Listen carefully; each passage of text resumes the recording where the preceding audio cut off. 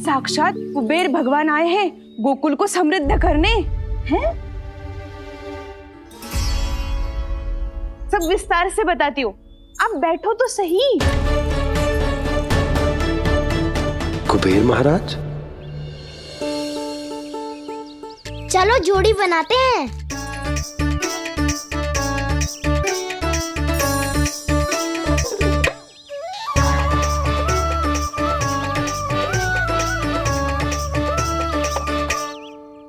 मुझे तो किसी ने ना चुनो, मैं क्या करूं? अरे सुबल, तुझे तो सबसे महत्वपूर्ण भूमिका निभानी है।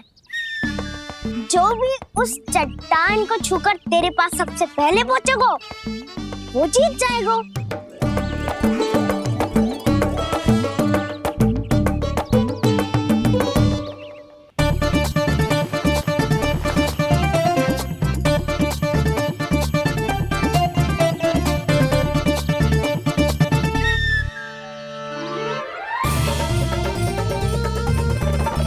आरंभ करो।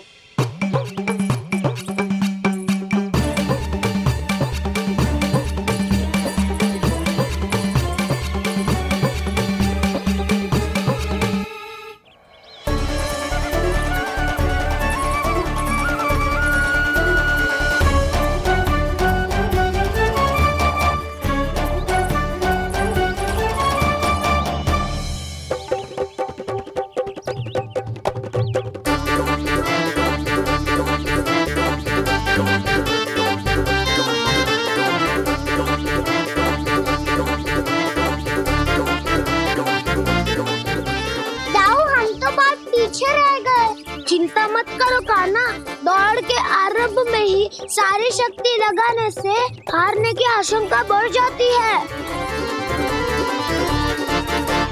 देखो वो दोनों थक रहे हैं, यही समय है अपनी गति बढ़ाने का।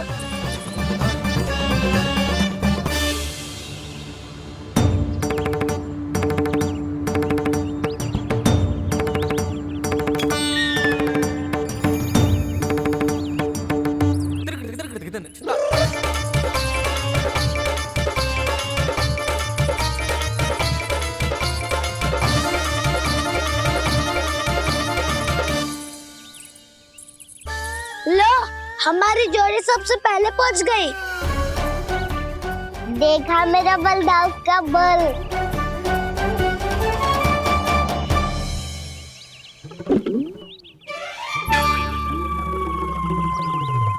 ताऊ, वो देखो।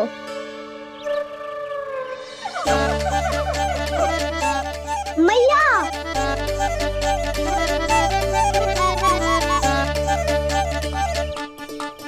अपने परिवार या अपने सखाओं के साथ या किसी ऐसे व्यक्ति के साथ जिसे उसकी आवश्यकता हो बांट लेना चाहिए, ताकि सबके पास पर्याप्त हो और किसी को भी कुछ कमी ना हो।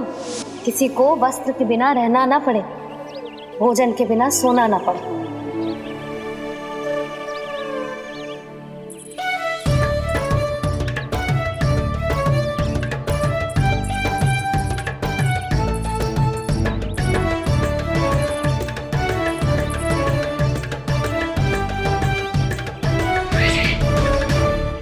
लग तो है इससे भूख लगी है।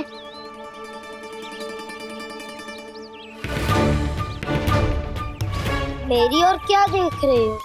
तुम्हारी पोटली में कुछ तो होगा, दे दो उसे। मेरे नैना मैया ने क्या की थी? जब हम किसी और को देते हैं ना, उससे अनेक गुना नारायण हमें वापिस कर देते हैं।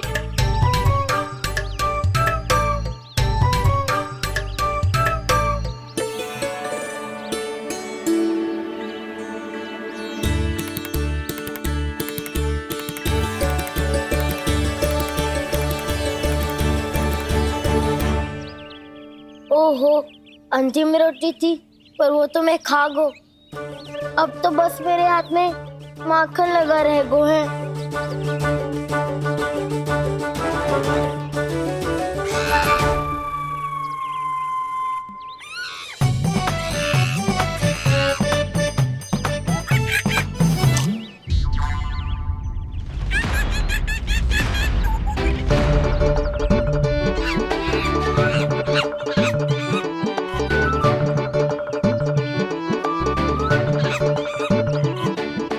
क्षमा करना सखा।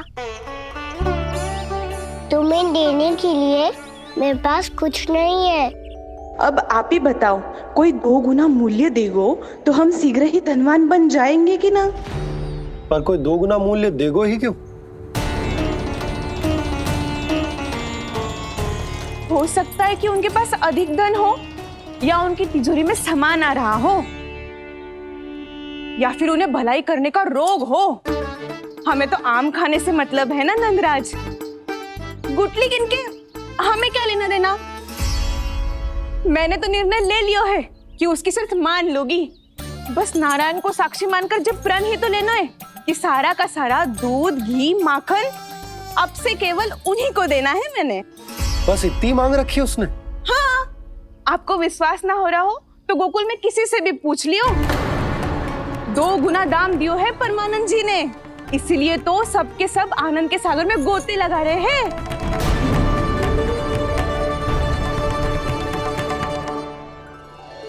हे नारायण, सुनी है गांव वालों को 2 गुना लाभ हुआ है आज। पर मैं तो माखन बेच ही ना पाई, क्योंकि हाट जाने के लिए कोई साधन ही ना मिलो मुझे। ये नया माखन अभी अभी बनायो है मैंने। प्रतिदिन जो माखन निकालती हूँ सबसे पहले आपको चढ़ाती हूँ, ये सोचकर कि कभी तो आपकी कृपा होगी। पर जाने आपका आशीर्वाद कब मिलेगा मुझे, पर जाने कब आपका आशीर्वाद मिलेगा मुझे। यदि इस बार भी मेरा माखन बेकार हो गयो ना, तो सच्ची कह रही हूँ, कल से भोग में आपको कुछ भी ना चढ़ाऊंगी मैं। कल से भोग में आपको कुछ भी ना चढ़ाऊंगी मैं।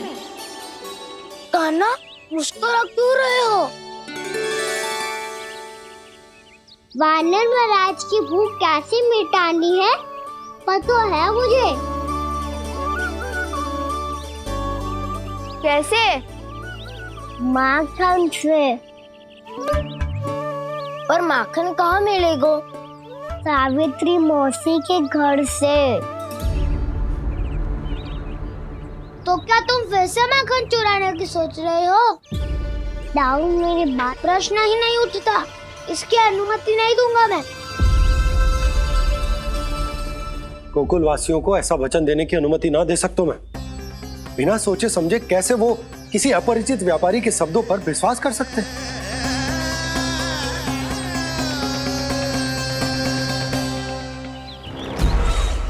महाराज, गोकुल वासियों को अब धन के जाल जंजाल में फंसने से कोई नहीं रोक सकता। महाराज, मैं धन का ऐसा स्वाद चखा कर आया हूँ कि नंद चाहे जितना प्रयास करे, अब कोई भी गोकुल वासी उसके हित वचन सुनेगा भी नहीं। महाराज, ये बहुत गंभीर बात है, हमें सभा बुलानी होगी यशोदा। जशोदा जी, आप भी कुछ कहो ना नंदराज से। जे अधिक ही सोच रहे, इतनी चिंता करने की कोई आवश्यकता ना है। आवश्यकता तो है। वैसे तो जब कोई लोभ के जाल में फंस जाता है तो उसका बाहर निकलना असंभव है, किंतु फिर भी अपनी दृष्टि चौकन्नी रखना और कान गोकुल में होने वाली हर हलचल पर, क्योंकि मैं नहीं चाहता कि उस छलिया विष्णु अवतार का कोई भी छल मेरे मार्ग का रोड़ा बन पाए। अवश्य महाराज।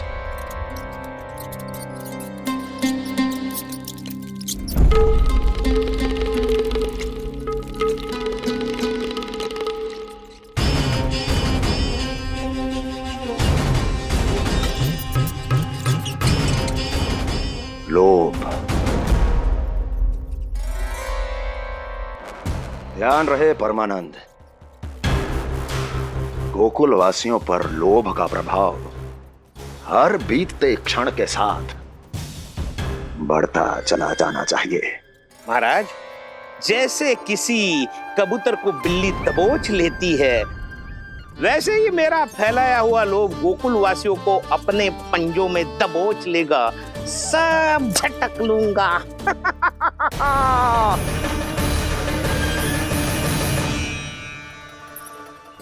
इससे पहले कि माखन पीला पड़ जाए, उसे आंच में तपाकर घी निकाल लेना चाहिए, ना तो पूरा का पूरा माखन बिगड़ जाता है।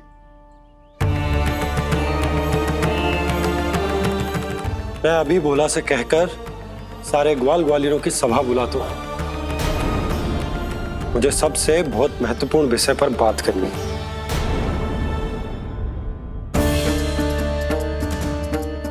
मति भ्रष्ट हो गई थी मेरी, जो यहाँ चली आई। अब कहीं ऐसा ना हो कि मेरा धनवान बनने का स्वप्न धरा का धरा रह जाए। सुलक्षणा, चिंता मत ही करो। अरे हम सबसे पहले तो वे अन्न के बारे में सोचते हैं। वे गोकुल वासियों को लोभ के फेर में कछु अनुचित ना करने देंगे। कहा ना मैंने, तुम्हें कुछ भी अनुचित करने नहीं दूंगा। दाऊ तुम्हारा। हाँ तो अनुचित बात करने देना दाऊ। पर मैं तो भलाई करना चाहता हूँ। भलाई? किसी की अनुमति या सहमति के बिना उसके यहाँ चोरी चुप के माखन खा लेना भलाई नहीं, चोरी कहलाती है। सखाओ, तुम ही बताओ, किसी भूखे प्राणी के लिए भोजन की व्यवस्था करना क्या होता है? भलाई। पड़े पड़े माखन चढ़ने के स्थान पर किसी का पेट भरे, वो क्या होता है? भलाई। किसी के मन की इच्छा पूरी करना क्या होता है? भलाई। ठहरो ठहरो, चोरी करके किसकी मन की इच्छा पूरी करोगे तुम?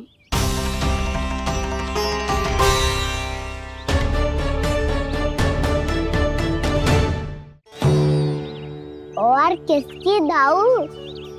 स्वयं सावित्री मौसी की। वही तो चाहती है कि मैं उनके घर आऊं और ढेर सारा माखन खाऊं।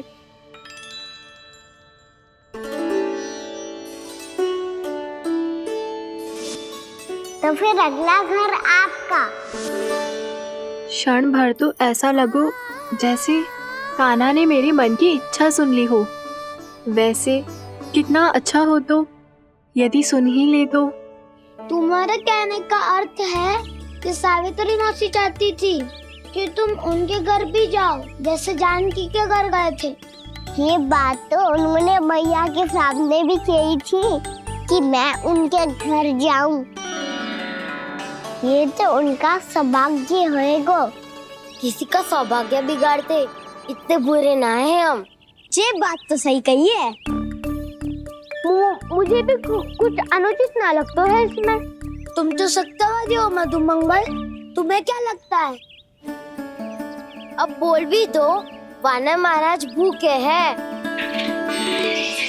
वानर महाराज से अधिक भूखा तो मुझे तू लग रहे हो।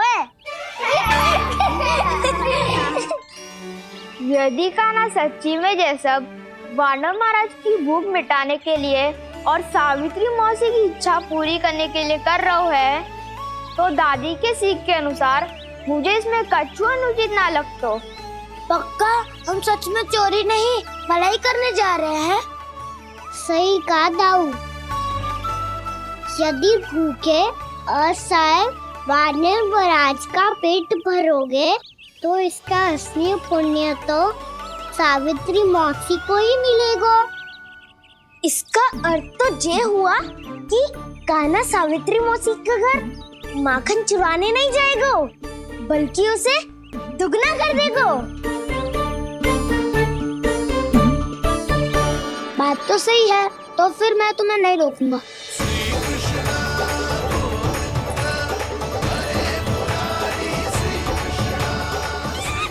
पर इस बार हम तुम्हें अकेले न जाने देंगे सखा। हाँ, हमें भी पुण्य अर्जित करना है और माखन भी।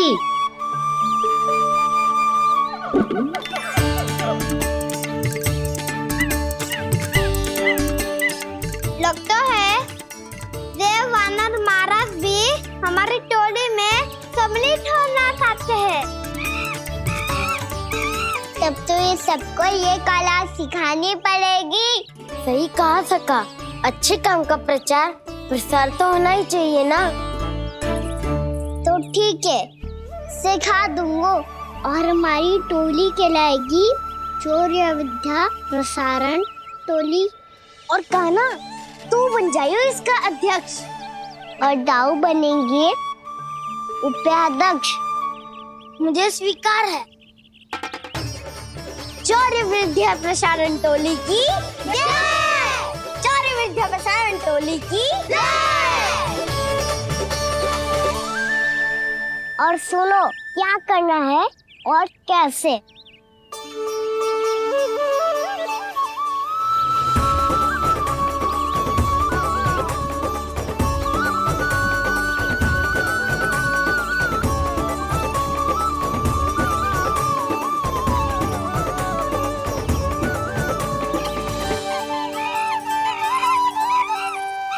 आया कन्हैया रे, आया रे माखन का चोर। रोके रुके ना ये सरपट लगाता है दौड़। तुम सब वहाँ छुप जाओ, मैं भीतर देखता हूँ।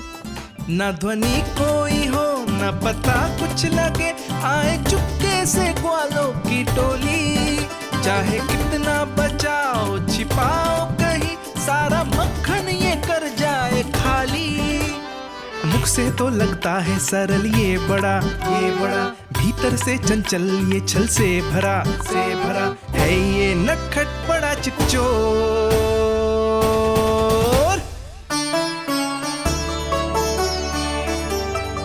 इतनी ऊपर टांग रही हो मासी। कान्हा सच में आ गयो तो मैं तो धन्य हो जाऊंगी।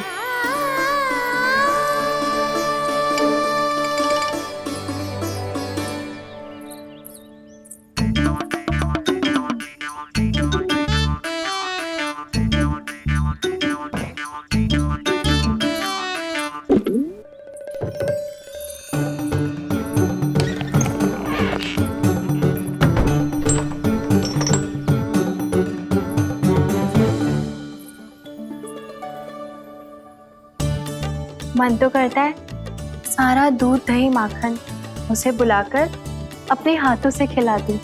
मुझे बुलाना भी चाहती हो और अनजाने में मेरे लिए कठिनाई भी बढ़ा रही हो। पर मेरे यहाँ क्यों आएगा कान्हा? इससे अच्छा तो यही होगा कि कल माखन बेचने के लिए कहीं से सकट का प्रबंध कर लूं।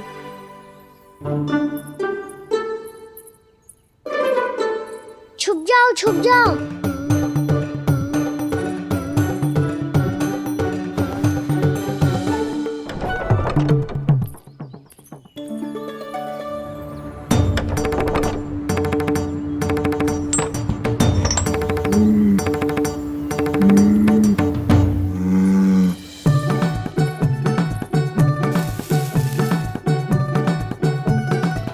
वैसे भी वो ठहरा राजकुमार, एक साधारण गोपी के यहाँ का माखन काहे खाएगो।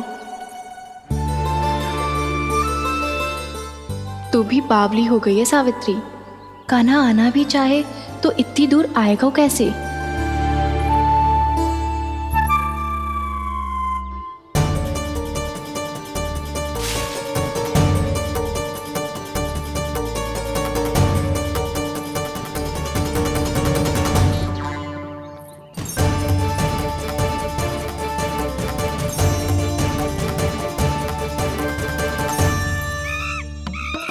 ओ मैया,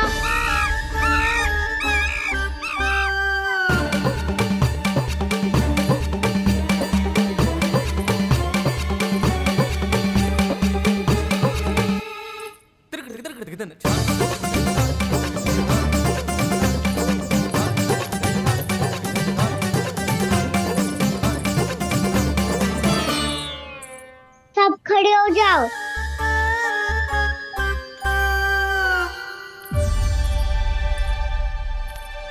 सच्ची मैं भी कितनी बावली हो गई हूँ ना। जब नंद भवन की ओर जा ही रही हूँ तो कान्हा के लिए थोड़ा सा माखन ले जाती हूँ।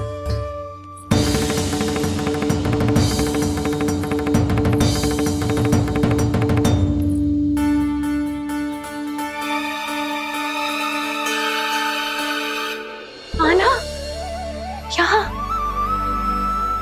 ये मेरा स्वप्न है या फिर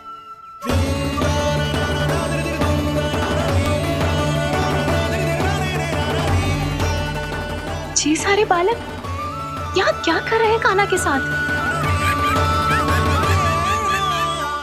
क्या जानकी सत्य कह रही थी? कान्हा यहाँ पर माखन चुराने आया है। मुझे स्वयं जाके इसे माखन खिलाना चाहिए। चलो, सावित्री मौसी के वापस लौटने से पहले मैं कार्य समाप्त करके वापस भी जाना है। कोई पकड़ी मत जाना।